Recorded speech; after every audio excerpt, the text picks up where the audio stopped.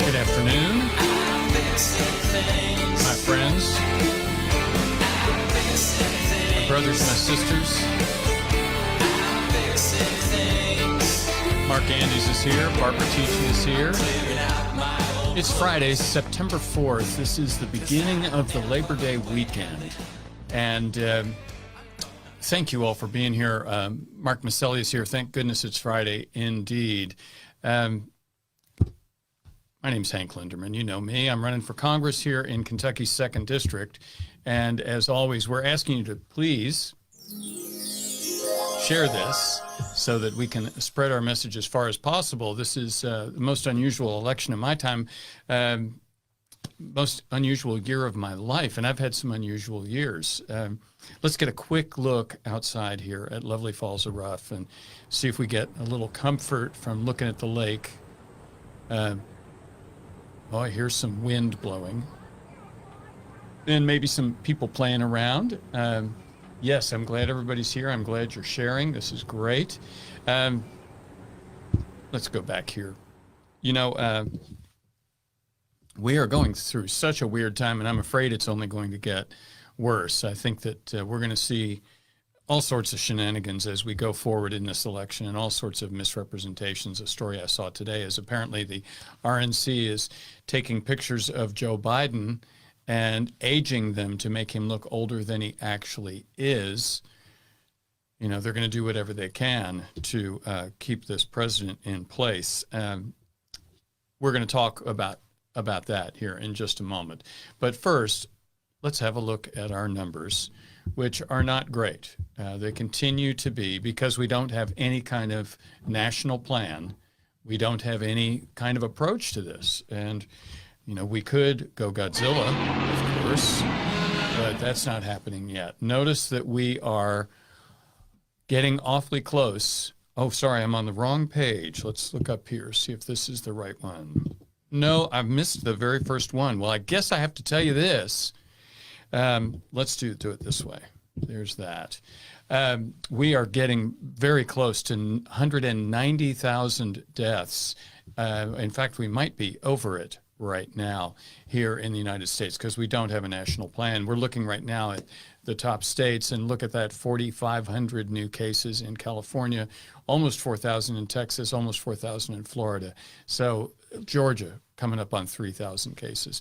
And this is because we have not done what we need to do. And this is obviously a terrible thing. So I don't want to spend too long on that because we got a lot of other stuff to talk to. We're looking at Kentucky. Kentucky had, again, 10 deaths. That's not the most we've had, but 894, again, I believe is a new record for the second most amount of new cases in one day. So we don't have this under control at all.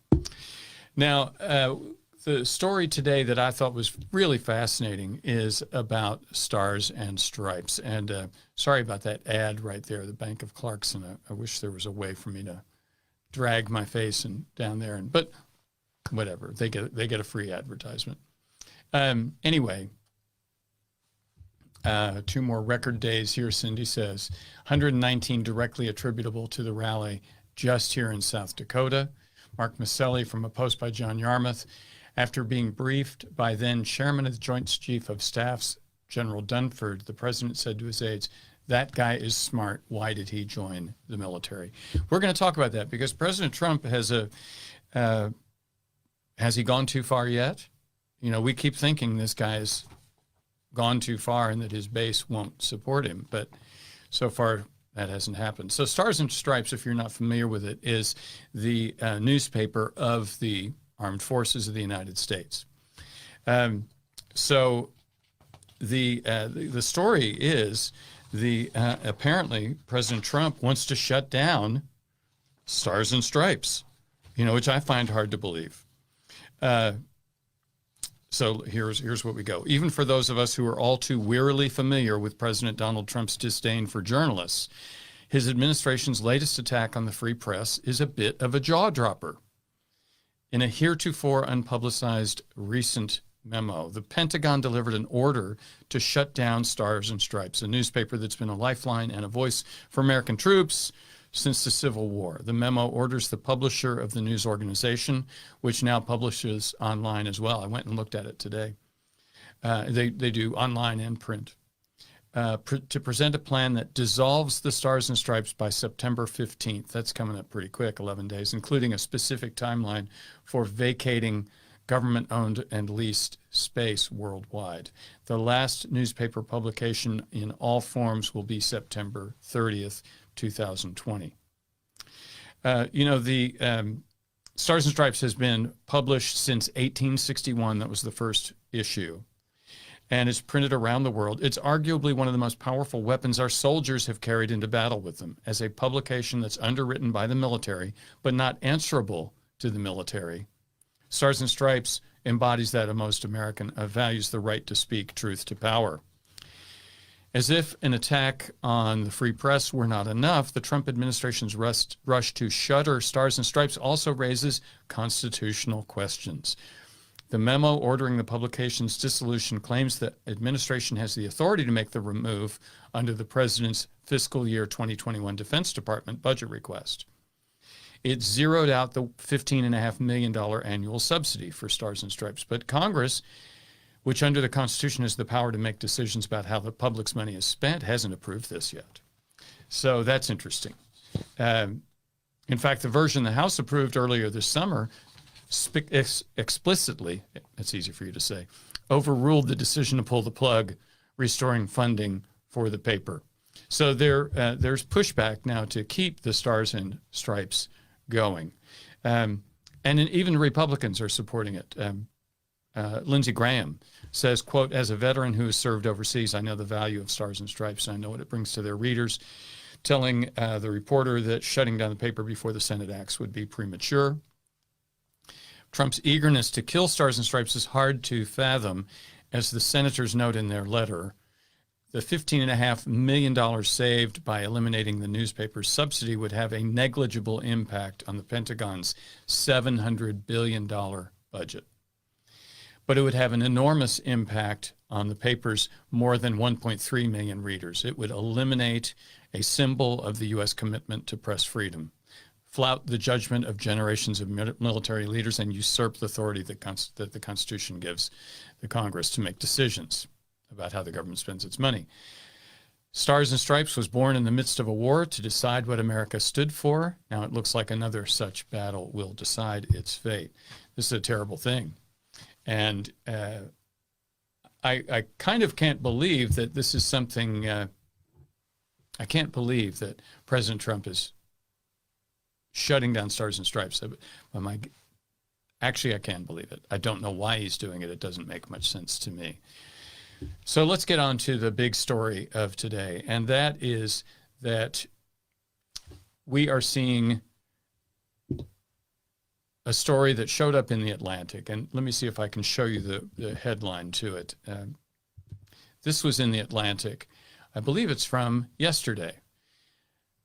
And you can read the story online. You don't have to subscribe to the Atlantic. They'll give you a few articles to read through the month, and so you'll get a chance to read this. So this is the headline: Trump: Americans who died in war are losers and suckers. The president has repeatedly disparaged the intelligence of service members and asked that wounded veterans be kept out of military parades. Multiple sources tell the Atlantic. Wow. When President Donald Trump canceled a visit to the American cemetery near Paris in 2018, he blamed rain for the last-minute decision, saying that, quote, the helicopter couldn't fly, end quote, and the Secret Service wouldn't drive him there. Neither of those claims was true. He rejected the visit because he feared his hair would become disheveled in the rain and because he didn't believe it was important to honor American war dead. That's just, in reading this story, and I gathered some pictures for us to look at while I continue reading the story, it's just hard to believe where this person is coming from. In a conversation with senior staff members on the morning of the scheduled visit, Trump said, "Why should I go to that cemetery? It's filled with losers.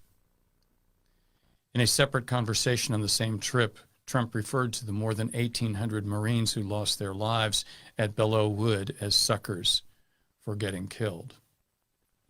Belleau Wood is a consequential battle in American history, and the ground on which it was fought is venerated by the Marine Corps.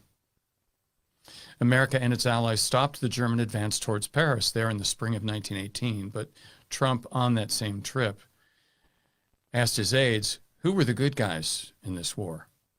He's also said that he didn't understand why the United States would intervene on the part of the Allies, on the side of the Allies. Trump's understanding of concepts such as patriotism, service, and sacrifice has interested the author of the article, Jonah, I'm not sure who Jonah's last name is, since he expressed contempt for the war record of the late Senator John McCain, who spent more than 5 years as a prisoner of the North Vietnamese. And you'll all remember that President Trump said he's not a war hero in 2015 while he was running for a Republican nomination for president. I like people who weren't captured. There's no precedent in American politics for this expression of this sort of contempt, but the performatively patriotic Trump did no damage to his candidacy by attacking McCain in this matter, nor did he set his campaign back by attacking the parents of Humayun Khan, an army captain who was killed in Iraq in 2004. When John McCain died in 2018, Trump told his senior staff, according to some 3 sources with direct knowledge of the event, we're not going to report that loser's funeral. We're not going to support that loser's funeral. And he became furious, according to witnesses, when he saw flags lowered to half staff. What the F are we doing that for? Guy was an effing loser, the president told aides. Trump was not invited to McCain's funeral. Wow. Trump's understanding of heroism has not evolved since he became president. According to sources with knowledge of the president's views, he seems to genuinely not understand why Americans treat former prisoners of war with respect.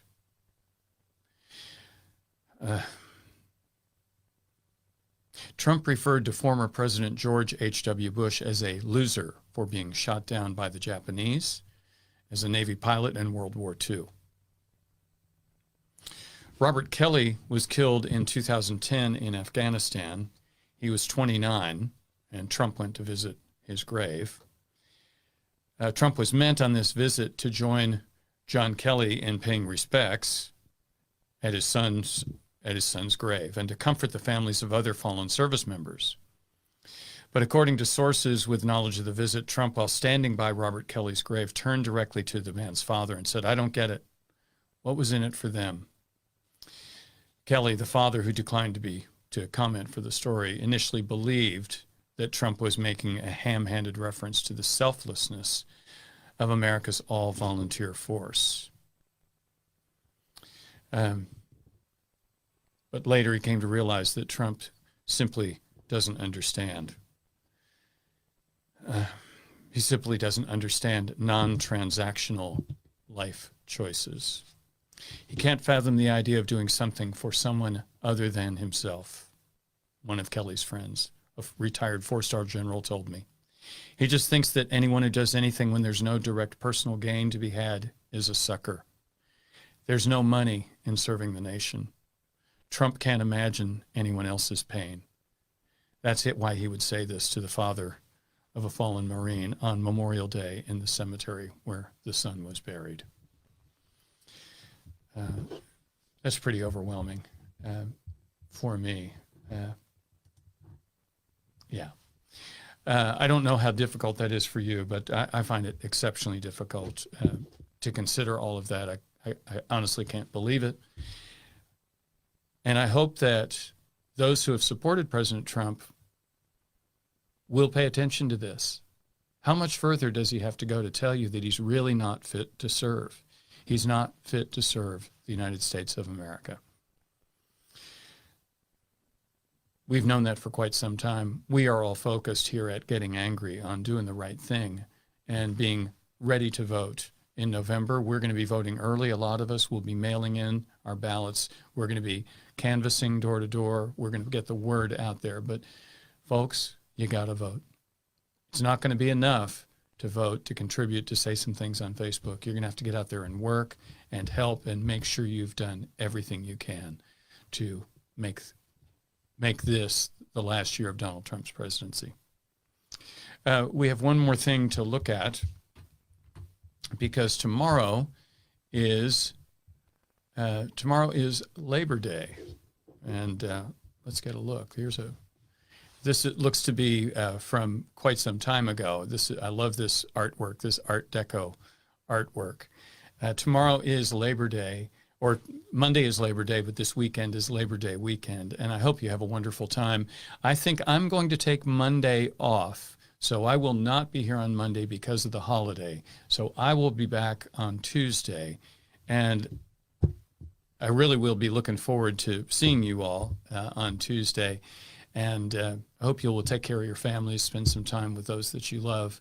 And we all here at Getting Angry honor all of us, all of those of you who work for a living. If you work, this weekend is about you. It's to honor you. So I honor those who work. And we will see you on Tuesday. Like I say, I'm Hank Linderman. Let's take another look at the lake. Please take care of yourselves.